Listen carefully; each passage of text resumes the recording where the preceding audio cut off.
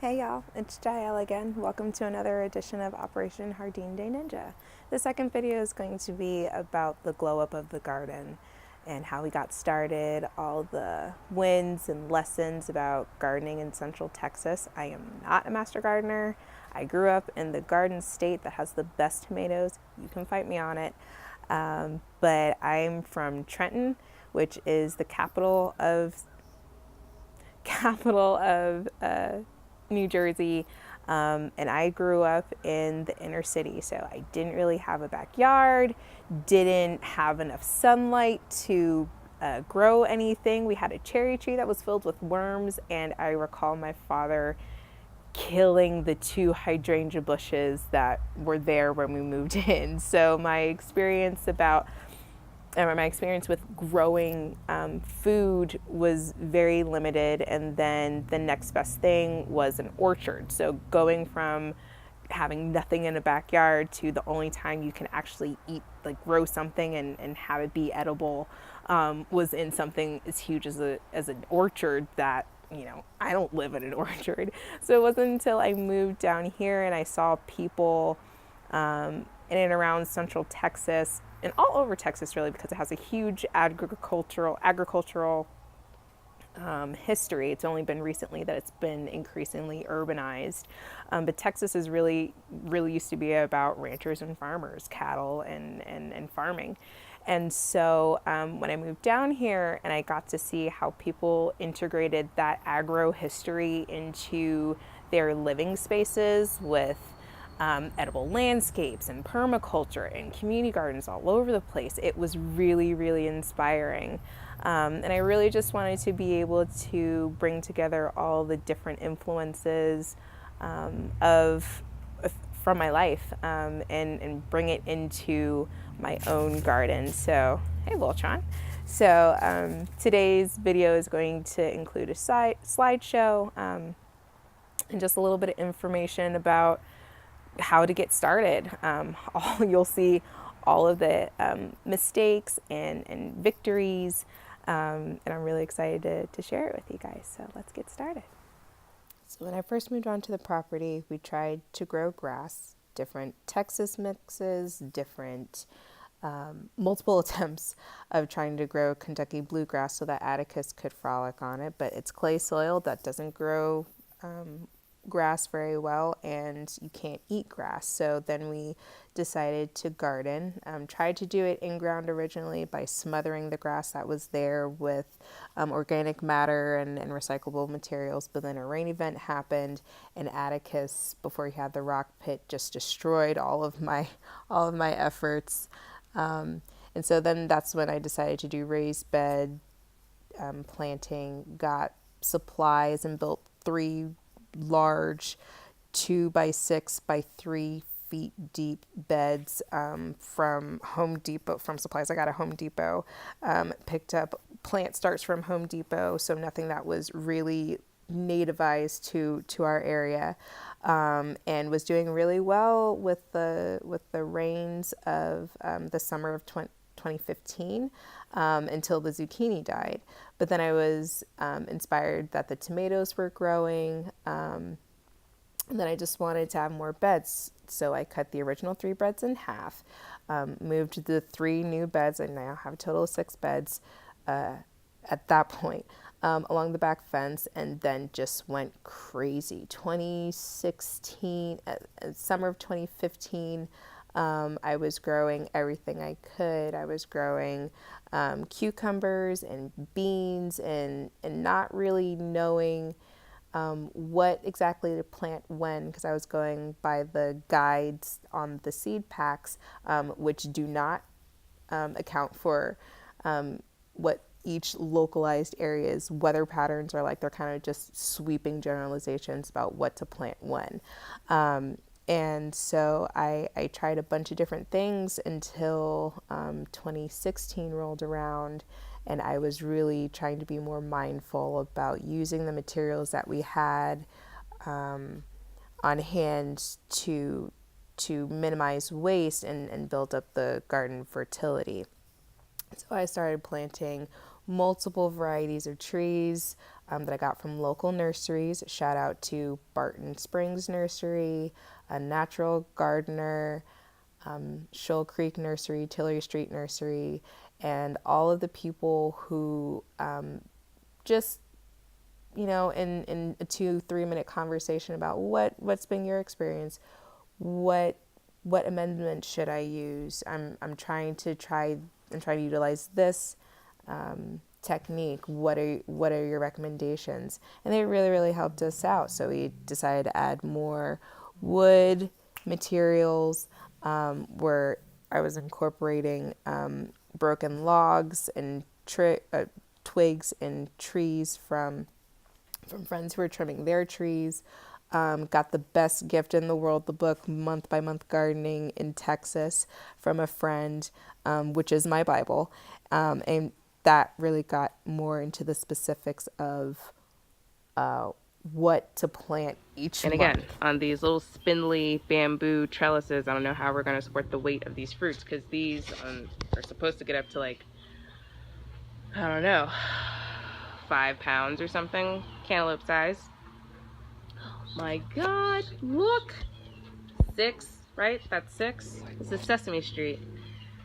This is like my church. And again, we just threw down some buckwheat just to help it grow. I think that's what's really helping it grow, Permaculture rules, interplanting, co-planting, things that work together to reap a better overall production in your garden.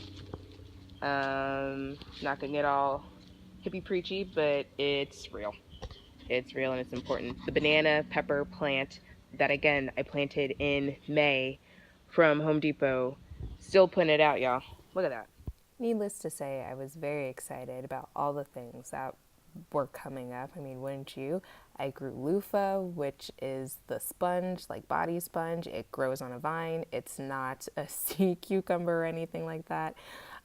We had peppers. We had more tomatoes. I had all this inspiration, but my water use was insane.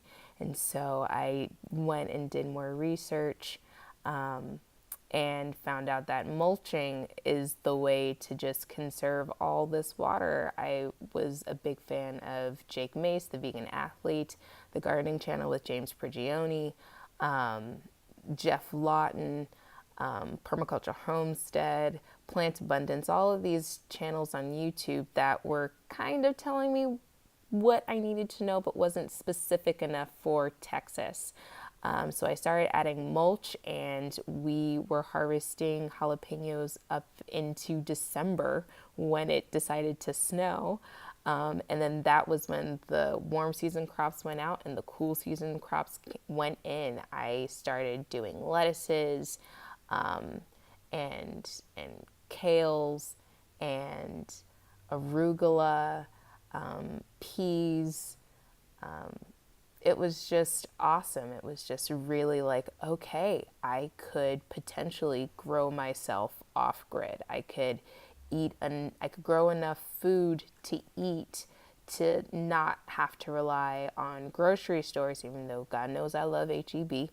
I didn't want to have to be dependent on an external supply for food that ultimately doesn't really taste good because it's grown for shipment and not for taste. So just following that guide of what to plant when, I started incorporating beets, radishes. Couldn't really figure out how to grow cucumbers, but then I was harvesting things every day, and that was when the My Morning Harvest hashtag got started for me. It was through the garden that I was able to process a lot of personal trauma. Just seeing the rise and fall and the change in seasons, and the need to just be mindful about what you're growing, where you're growing it, how you're growing it, where your energy is being distributed. And it was just amazing to bear witness to something in real time in front of me, just through patience and mindfulness, being able to benefit from what I'm putting into it. And so it was just this beautiful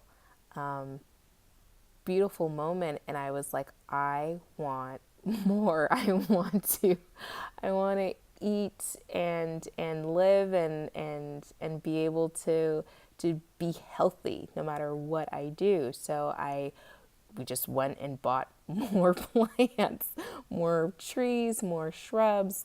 It was awesome. It was inspiring. The greatest vine in the world, Malabar spinach, ended up coming back year after year. It grows great in the summer.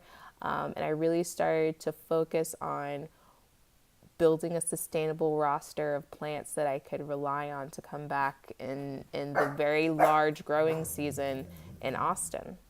So now we are planning continuing the garden into the second half of the backyard. Yes, we have like 12, 15 trees and shrubs, in addition to the raised beds for annuals like tomatoes and peppers and eggplants and lettuces, in just half of my backyard. So just imagine how much more we can plant and produce in the other half of the backyard, and that's not including like the front yard.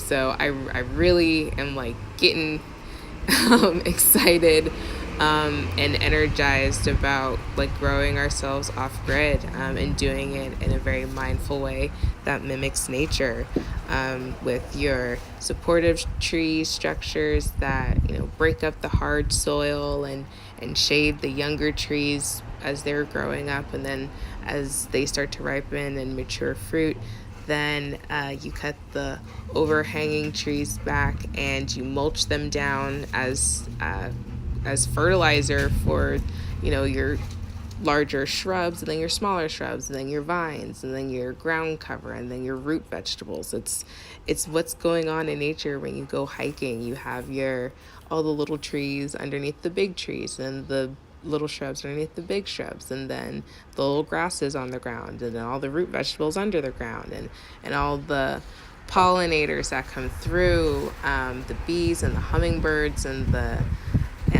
butterflies, to get nature to keep moving and thriving. That's really what I want. When you're looking at all these cookie cutter neighborhoods that are coming up and they just have turf, it's sterile landscape, it's dead, it's boring to look at. And if I'm a bee or a bird and I'm looking for something to offer shade or nutrients, I'm not going to stop on astroturf. I'm not going to stop on grass. I'm going to want to go to a place that has berries and fruits and vegetables and flowers and water and biodiversity. Like, we have so many frogs, so many lizards. It's just so cool to see. And you can do this to scale. You can do this, if you only have a patio, you can do this, and you only have a pot to grow in. And I think it's really cool that there's an opportunity to share all of this on the internet, like, for free. So I really want to be able to use all of the privilege that I have, all of the gifts I've been given, all of the knowledge at my disposal to educate and share and create a community of like-minded individuals and learn new things from new people, and really just encourage a newer, healthier, holistic way of life and of living and of engaging with our environment in a meaningful way, and teaching future generations how to be mindful and also be practical. So I think this is going to be a really fun journey. I hope you guys enjoy.